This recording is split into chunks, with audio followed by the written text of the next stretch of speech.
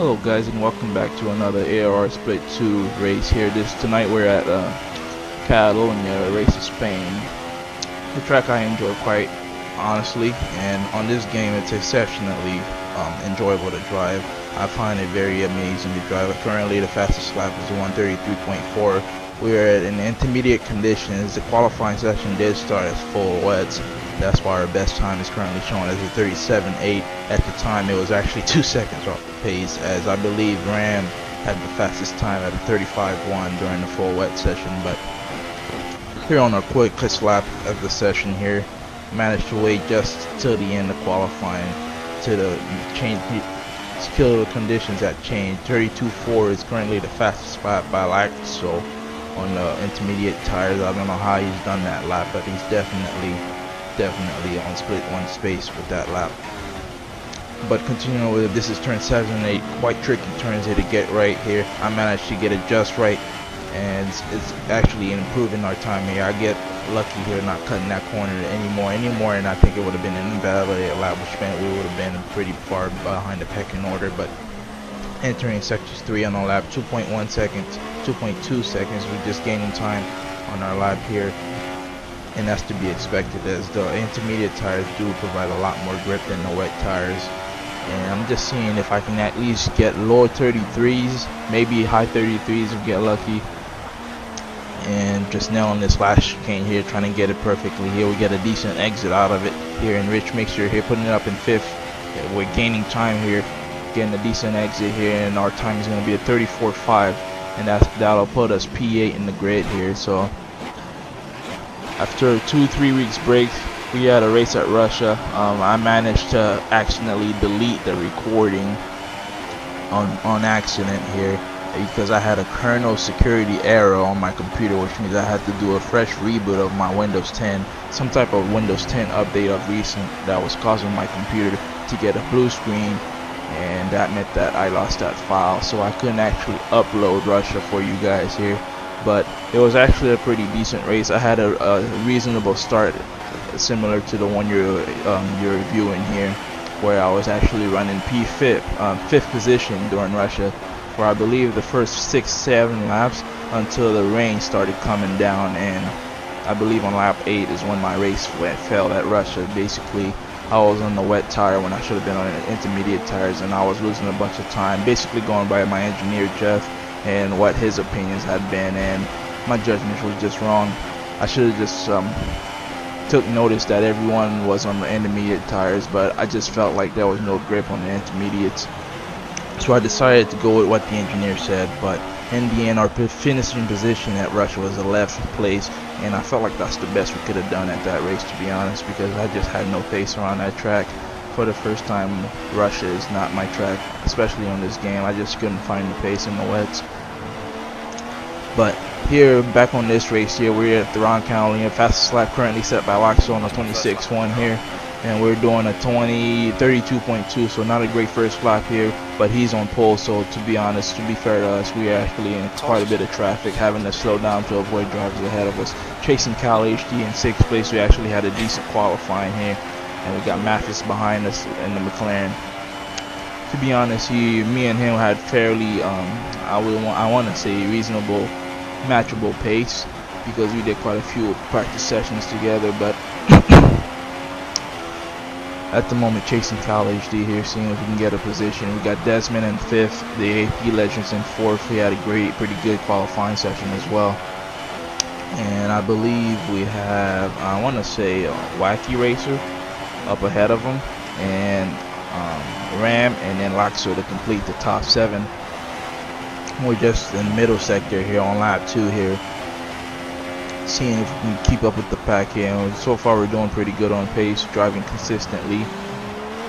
And to this race we had 16 drivers show up. We have a total of 20 drivers, and they at least I think 5 of them, Zumacher, Beyond, weren't able to join us tonight. James Mo and Paul B as well couldn't join us tonight, which were the Sauber drivers.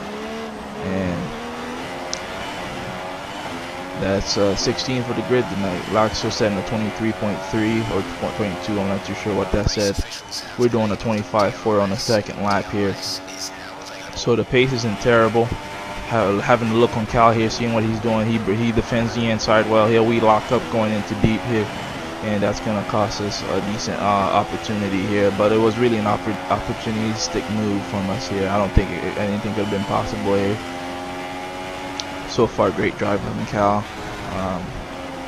Who I believe finished P10th or P11th. I'm not sure where he finished. I believe it was 10th position here. He had some incidents in his race which capitalized on a possible podium, as he had pretty good decent pace here, but still having a look on him here, seeing if we can overtake him here. Our strategy for this race was a one-stop, so we're opting not to pit on lap 13 to put on the hard tires here, seeing if we can get decent position gain on it. And we actually were on pace for top 6, top 5 finishes on this race here until later on in the lap on the race. Some technical difficulties meant that we couldn't capitalize on the pace, and you'll see here later as the video plays on what happened to me, and I'll explain it here. But on sector 3 here, lap 3, we have Cal HD who's managed to pass Desmond here on a mistake that he made here, and we're just seeing if we can have a look here. DRS is enabled this lap here. We're having DRS on Desmond, who has DRS as well, so his setup is pretty decent as he pulled away from me hard here at the straight here. We're running H7 wings, which was it was very balanced around sector 2 and 3 here, but on the straight I was just losing ground to some of the guys running lower rings here, and Desmond pulls away from us here, but that's alright. Skipping over to lap 13, our pit lap, our scheduled pit lap, and we're just gonna play out this part of this video here, and I'm gonna take a break from commentating here. But then again, we're looking to score points. After the first 4 races, we didn't score a single point here. It was just races were incident after incident, and then Russia oncoming race, just a strategy kind of was in the air, and that ruined our race strategy here. So just seeing if we can capitalize on the points, at least this race. I don't want to have the first 5 races and not score a single point, so yeah. As our teammate Dazzy passes us in the pit lane, and we got Max who's ahead of us here, and Wacky, we managed to undercut Wacky, who I believe was ahead of us during his first 13 laps here, but he pitted way early for the hard compound, so his tires would have to be degrading by now. But the hard tires surprisingly were really good, as far as like you almost had no degradation on them. I believe after the first 10 laps I was only at 14% tire wear, so they were fairly good in terms of how consistent you can be on them. You can actually push really hard on these tires and keep up with medium to soft runners, so they were I think they were the optimal tire to be on. The medium provided a bit more grip, but they were a bit quicker, and that's kind of obvious because the harder compounds are supposed to, last a lot longer. But I just felt a lot more comfortable on these hard compounds here. And lap 13 is when we came in for these, and we're actually going to finish the whole race on this set here, and they held in pretty good. I mean, for the majority of the race, I was coasting around the track. I was setting up 26s, 25s, and I believe other tire runners like Wacky on my case on the same set was doing 24s.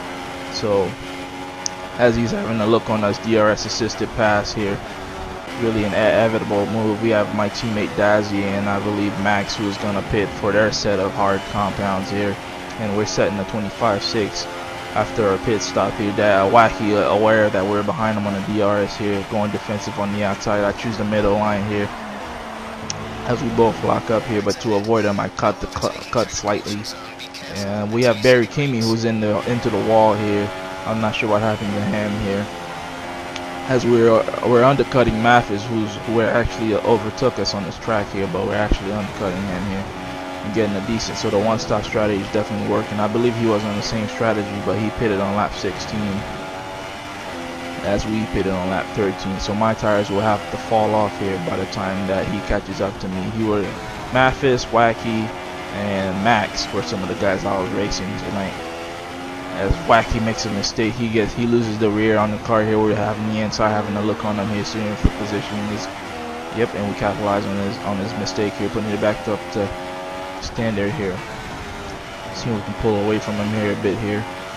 Turn 7 and 8 was the turns that I just went through here. They're tricky turns, man. I mean, it was so easy to lose the car here. On my qualifying lap on the wet, it was actually really difficult to get on the power on that session here. And so I did fairly well during the race as we have a locked up here, and that's going to cost us time here. We'll get on the power and just trying to keep the inside here as it's the faster line throughout this section of the track here. Just trying to hold our position from Wacky here.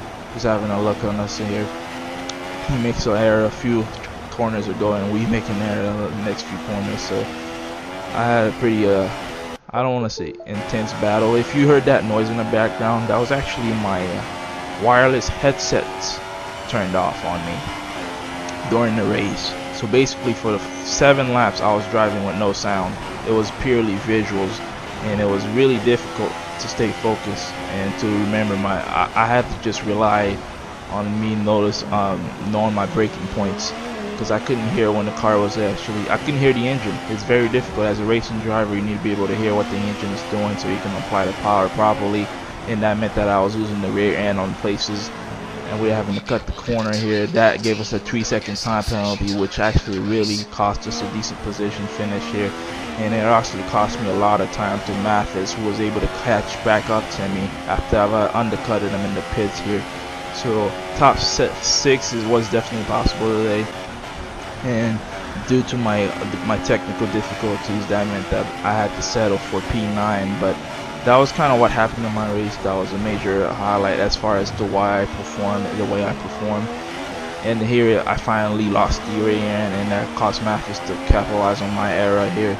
And so at that point, I'm just like, alright man, it's lap 24, I have no sound, there's no way I can finish on this race without any music. So I decided to pause the game and just plug my headsets back into a USB charger so I can get some freaking sound back, because it was just really difficult to drive. I managed it for 7 laps, but that, as you hear that sound again, that means I plug my headset back on. But I managed for 7 laps. I don't think I could have managed it for any longer. If I didn't do what I should have done this a lot earlier, in my opinion. I don't know why I took so long to do it here, but skipping over to lap 27, finally got some sound, and we're just setting some consistent laps at this point here. See if we can make up on the time we've lost as we're passing the, I believe, a lap car in the pit lane here. I thought it was a car ahead. I was like getting happy for a second here, but it happened to be a lap car here. Just seeing if we can set consistent laps. We're doing 25 8s, 25 7s, 25 3s. So low to mid 25s are the lap times on the hard tire. Mathis was doing 24 5s, so half a second quicker than us on the same compound. So he definitely had the pace over me. And we got Wacky Race on the soft compound, who was on the 2-stop strategy here. And I really, if I didn't plug my headset back in at the time I did, I really think I would have lost the position to him and possibly finished out of the points here. So I should have done what I did a lot sooner, but I'm glad I did it when I did, because that meant I was able to fight off Wacky Racer to capitalize on a crucial 2-point win for the Force India team here. 2 points, excuse me. I said 2-point win. I don't know what I'm talking about, but crucial 2 points, man. After 4 races with no points, I was basically, how do you say, desperate for some points here at Catalunya. I felt like the pace was there today, but unfortunately we had some technical difficulties, and that meant that P9 was the best we could do here. So we're just gonna let the last 2 laps play out here. Lap 32 out of 33 here at Catalunya on round 5 with AOR. Next race is Monaco, which is actually a very good track for us. I actually love Monaco.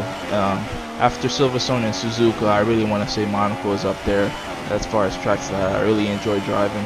It's a really tricky track on this game to drive, to get right. As you see Max here getting a split stream, and DRS assisted here, passing 2 of us in the split on the straight here.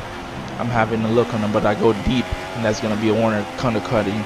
I had to do that just to avoid him, because the speed that I was carrying into that turn with the DRS here, I just braked way too late, and I almost hit him. And if I didn't do that, I would have hit him. So, but yeah, split stream so OP on this game. It's nothing that you guys haven't already known, but But like, as I was saying, Monaco is really a track that's I'm looking forward to. I really like it. That is the next round. I'll definitely be uploading that, no matter where I finish. I find it as a true test of driver and basically concentration. You know what I mean? I always seem to do well around there because I always manage to keep it out of the walls. And it's just one of those races where overtaking is possible, but it's very scarce. So it just basically requires a lot of precision and concentration, and I always seem to do well in that area. So towards the end here, I let Wacky pass, unaware that he had a corner cutting penalty as well, because I had a corner cutting penalty, and I just figured that he was going to take the position anyway, so that was the reason behind me braking there. But thanks for watching, and I'll see you at Monaco. Bye bye.